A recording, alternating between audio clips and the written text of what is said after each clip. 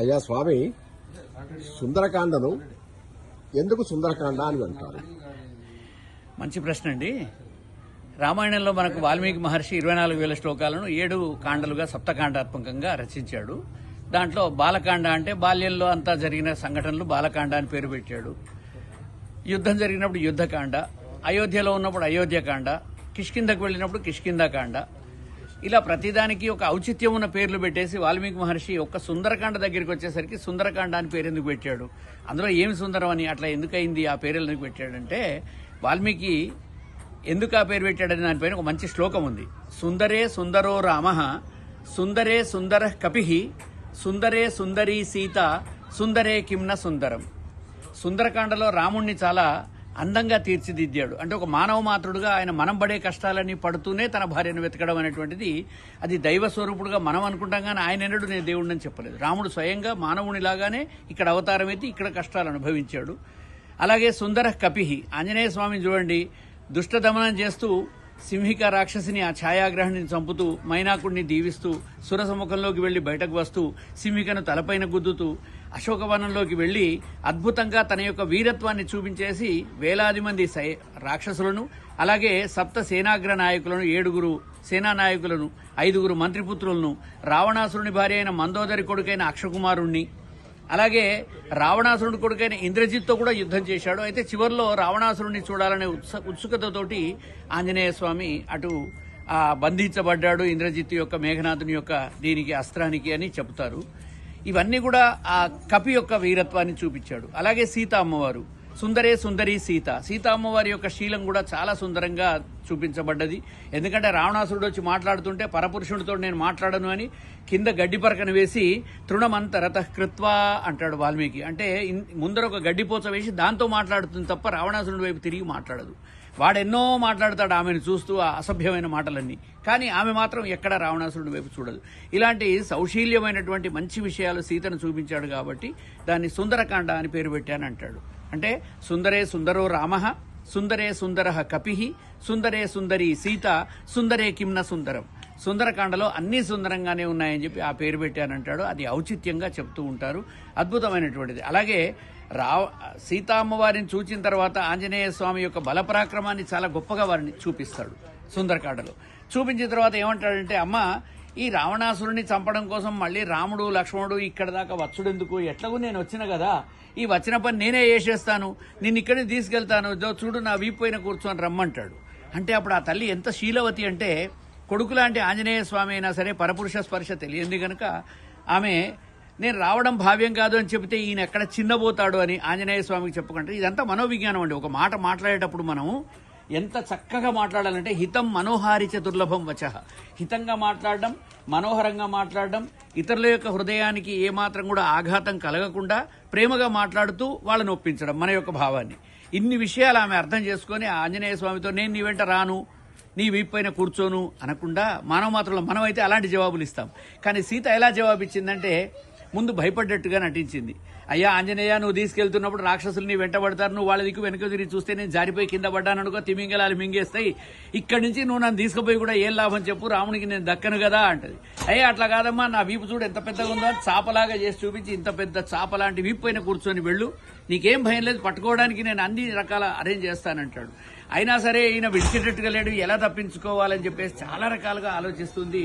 పుత్ర నేను రాకూడదు నీ వెంట అని చెప్పే మాటను చాలా అద్భుతంగా చెబుతూ అంటది, నీకు రాముడు అంటే ఇష్టమా అని అడుగుతుంది. అయ్యో నా ప్రాణం అమ్మా అంటాడు.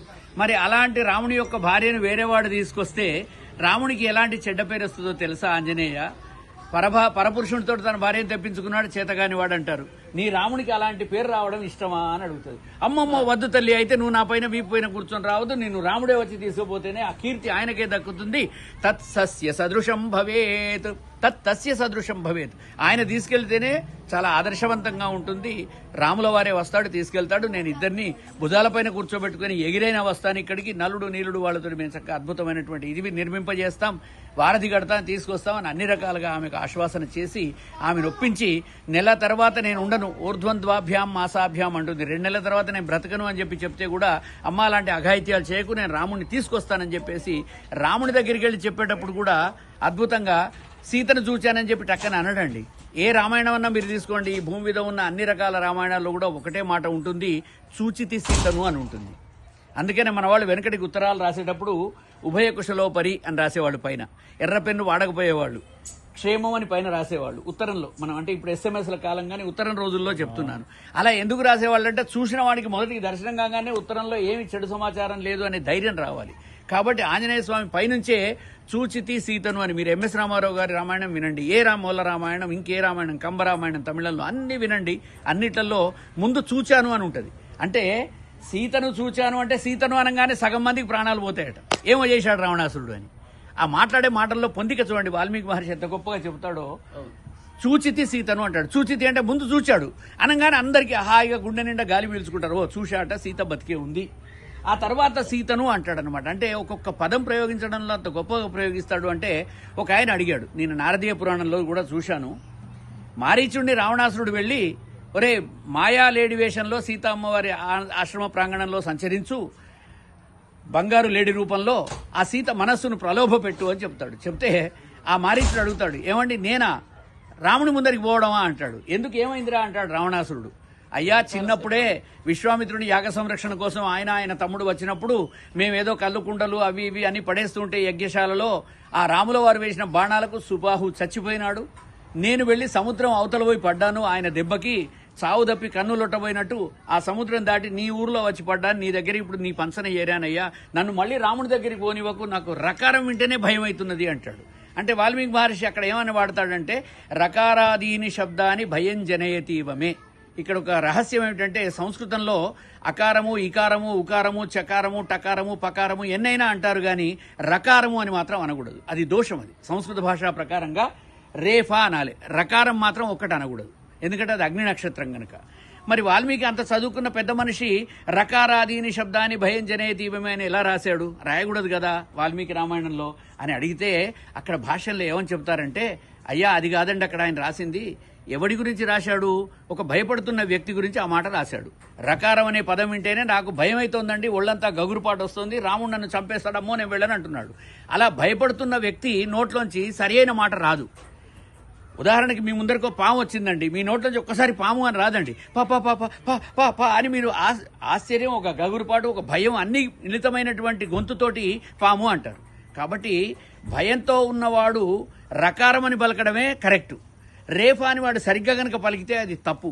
కాబట్టి వాల్మీకి మహర్షి అంతటి వాడు భయంతో ఉన్నవాడు ఎలాంటి మాట, తాగుబోతు మాట్లాడినప్పుడు తాగుబోతు లాంటి మాటలే రాస్తారు. ఏమండి యుద్ధంలో ఉన్నవాడు నరసింహస్వామి అవతారం ఎత్తేసి హిరణ్యకశిపుని చీల్చుతున్నప్పుడు డమడమ డమడమ అక్కడ భయంకరమైన శబ్దాలే వాడతారు.